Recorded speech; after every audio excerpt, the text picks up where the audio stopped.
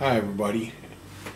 We're back again on the radio, and today what we're going to do is we're going to do the test on the Transistor audio amplifier. Now, let me take this off. I don't need this just yet.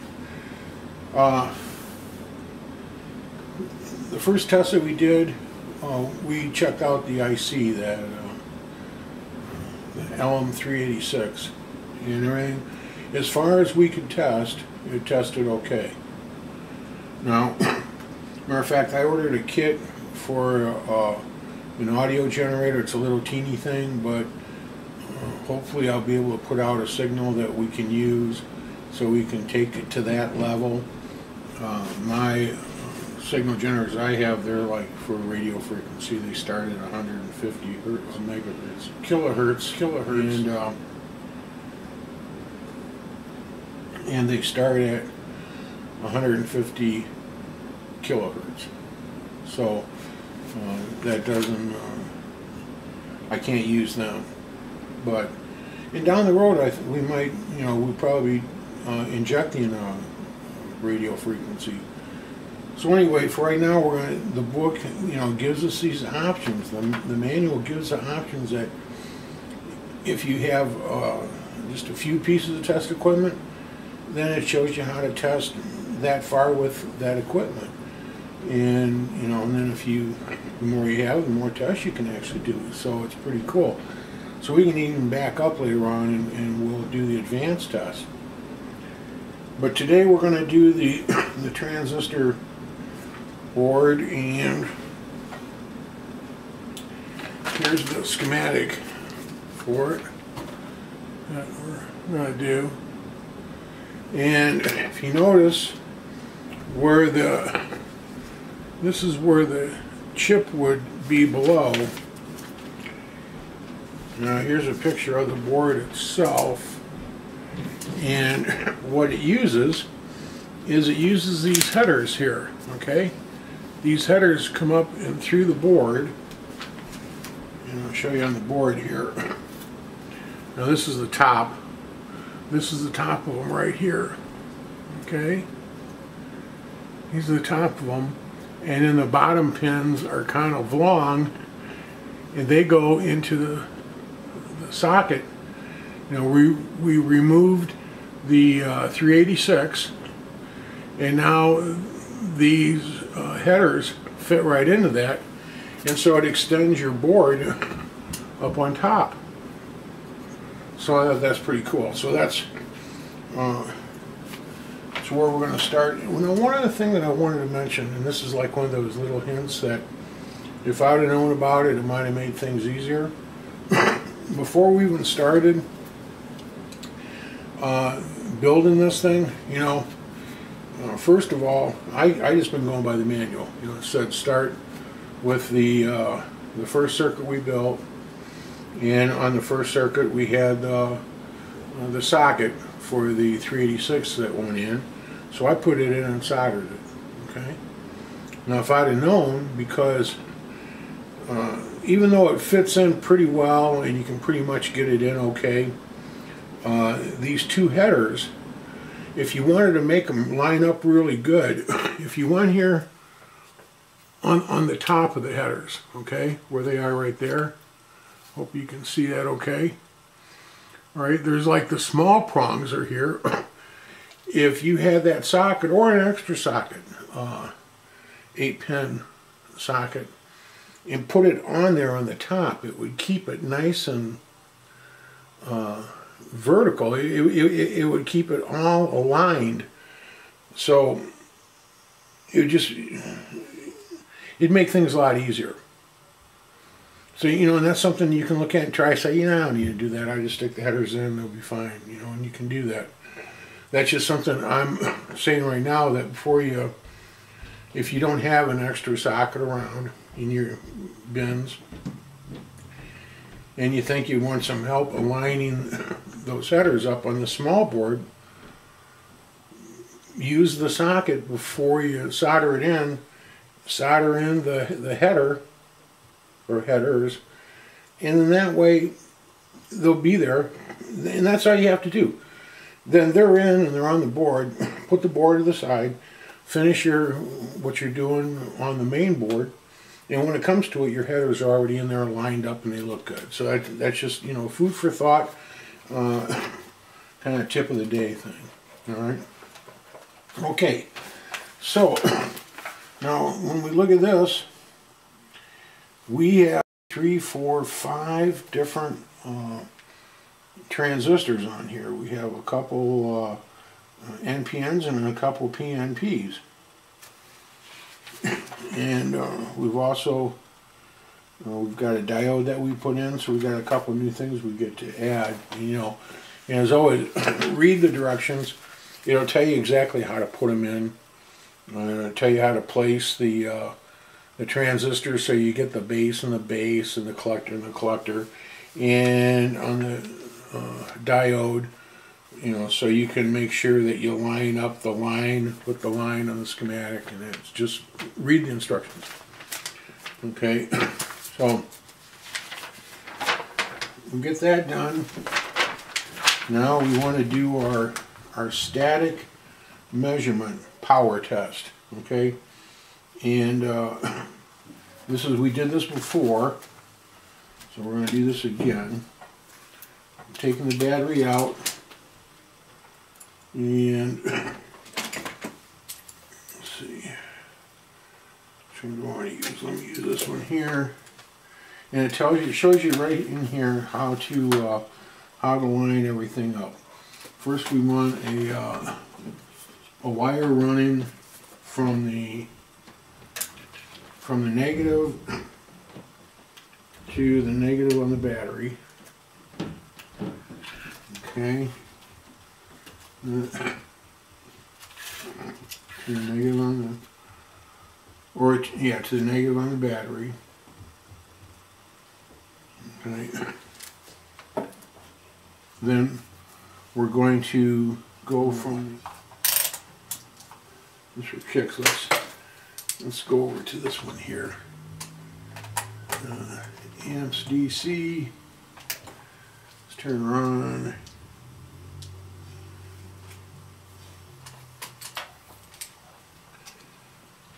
And the negative goes to there, goes to here, and I'm getting 0.4. So okay, so that's pretty darn low. See if we flip them around once.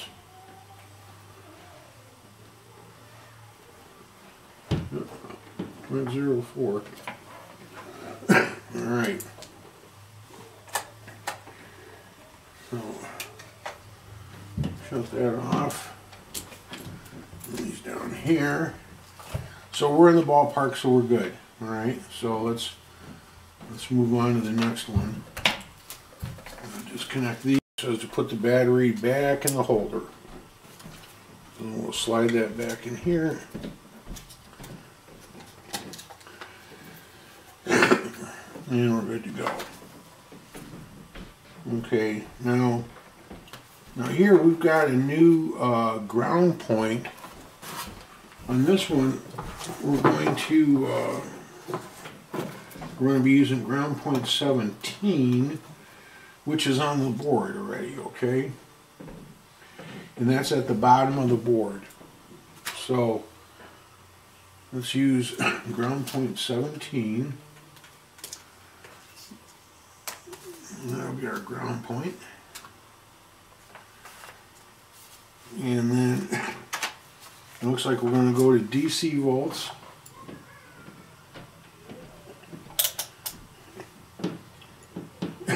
DC volts, and we're going to read 9 volts. And we're going to connect it like it shows in figure 14, which is our ground goes to test point 17, and our positive goes to test point 19. which is the outlet. So let's hook that up. And it says, make sure the battery is properly connected and turn the power on. Should be between 3 and 6 volts. So let's turn that on there and connect it. And I've got 3.57, so we're right where we need to be for that. Okay. Now it says, move the positive lead of your VOM to the base of Q12. Make sure that the power is on. The voltage should be between 0.5 and 0.8 volts higher than the voltage at TP19, which makes sense because it says here all silicon transistors biased for conduction will have an approximately 0.7 volts from the base to the emitter, so it's got to be a little bit higher. So let's turn it back on. Once again, like I said, we have 3.5. Now if we go to the base of Q11, which is right above us here, and now I'm getting 4.12. Okay? Let's see, did that change a little bit? No, 4.12. So I am definitely 7 higher. I'm where I need to be. That works good. Okay. Now move the positive lead of your VOM to the base of Q12, of the transistor 12, and it should be lower because the voltage, because the PNP type transistor will drop down. It'll be lower than the voltage on an NPN. So let's check that. So let's look and see where's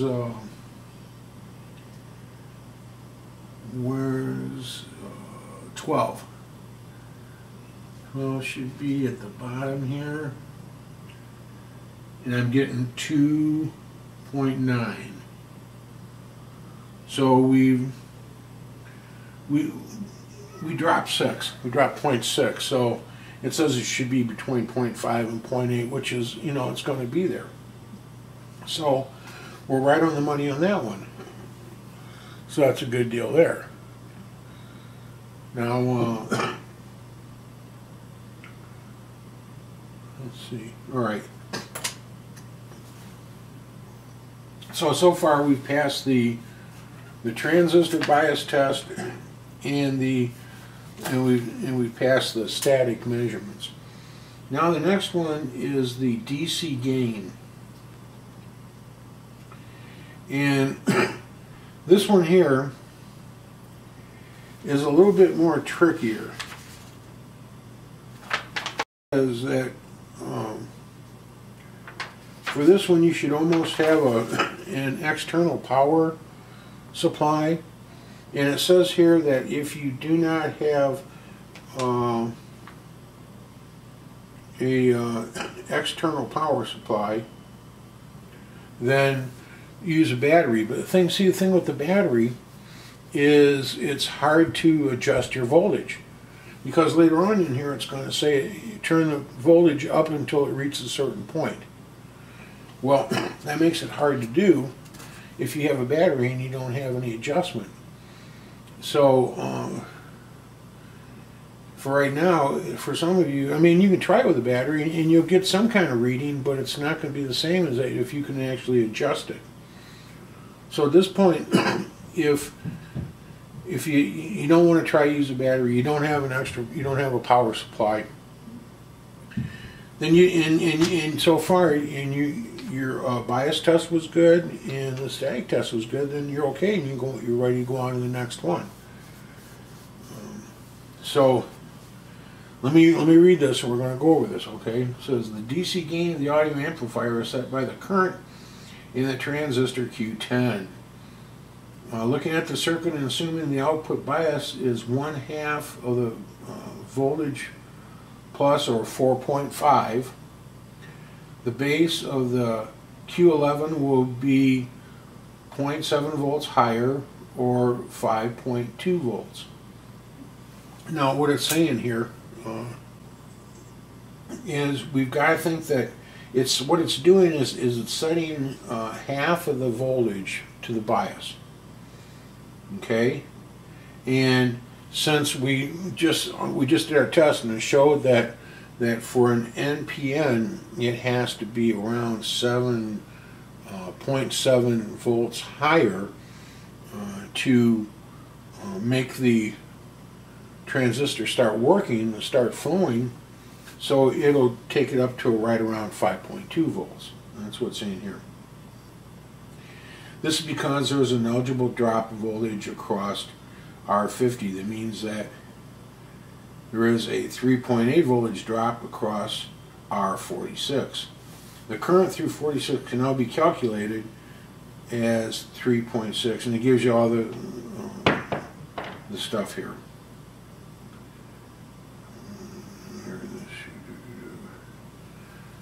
Okay, so those are things that you can, formulas that you can work on, all right? Now as we go here, it says, it is advisable to use, let me turn it off for a second. It's advisable to use a digital meter because of the small voltage changes in the following test. Connect your VOM to a circuit, the circuit is shown in figure 15. Okay, here's 15. So we're going to be checking the input to read. Set your VOM to read 1 volt DC and turn the power on. Record the base of Q10 here. And I did that and I got 0.719. Okay, and then it says now set your VOM to read 9 volts and connect the positive lead to test point 19. Record the output bias voltage here, and I got 3.55. Turn the power off with a 1 meg ohm resistor, and there's one that's already in here that you can use. It's R34, and it'll be brown, black, green with a gold band. Okay, that's 1 meg ohm. Connect the power supply to the circuit as shown. Let me show you how they got it here. Okay, you see they've got the coming from the power supply. They got the resistor in the middle, and then we're connecting to the board there. That's what they want you to do with that resistor. And I have it on mine here. I left it here, okay? And I took it out of the kit. I'm using the one that's in the kit. Okay, it says connect the power supply. It's in figure 16. Well, they're showing to put it on the input. So I'll hook that up to the input. Whoops. Alright. Let me run this over here like that, get it kind of out of the way. The power supply ground is also going to go to test point 17. That one we're talking, that's the ground on the bottom. Okay, so put that up here. Hook our ground lead to that there. Okay, and I got that hooked up. It says the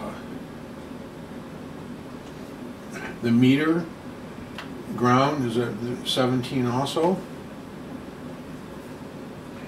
Now this is what it says here. Okay, this one's a little tricky.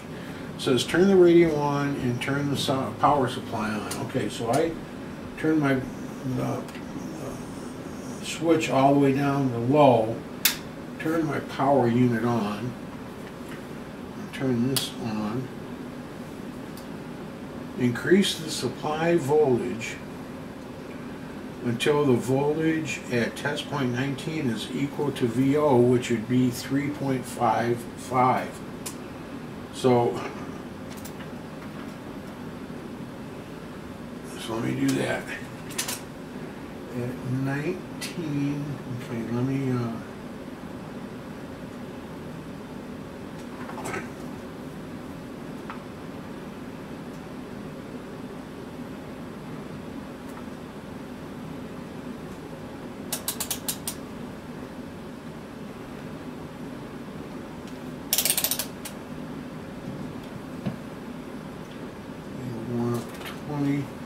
so I'm putting it on test point 19. I'm getting 3.76 and I need 3.55. So let me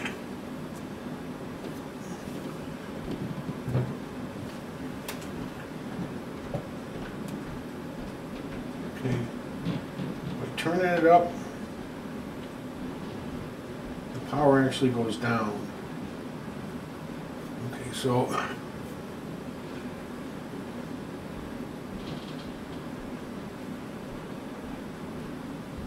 I'm pretty close in the ballpark. Okay. Now increase the voltage of the supply until the voltage at TP19 decreases by 1 volt. Okay, so I've got 3.5, so I need to increase it till it goes down to 2.5.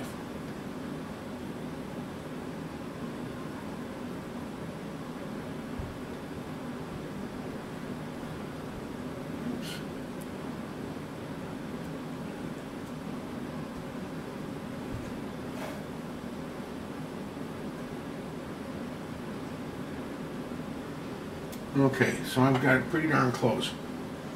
Move the positive lever of your valve to the base of Q10 and record the voltage there. Okay, Q10, there's the base. I'm getting 0.74. 0.74. Okay.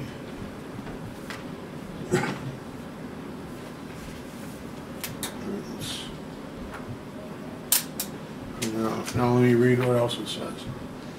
It may be necessary to change scales of your VOM for a more accurate reading. Turn the power off and disconnect the power supply. Okay. Since the now let me read what else it says. It may be necessary to change scales of your VOM for a more accurate reading. Turn the power off and and disconnect the power supply. Okay. Since the DC gain equals the DC change at the output divided by the DC change as the input, the DC gain of the audio can be calculated as 1 divided by VB2 minus VB1. Your answer should be near the calculated DC gain of 47.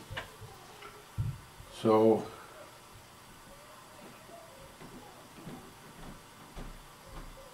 we'll have to, I'll let you work on yours and do that, and I'll do mine, and we'll see how it goes from there. Now the next one is the AC gain. And we really, we're kind of stuck on that one because that one we're gonna need an audio generator. So that will be in the near future. So far the tests are going pretty good. Now I think as we go on, our next step will be section 2, the AM detector in the automatic gain control stage. Now, so we'll be moving and right along with that. And I'm not sure what kind of equipment we're going to need to test this. I mean, we're going to be looking at waves, so I know we need an oscilloscope. And first, static measurements, we don't need that.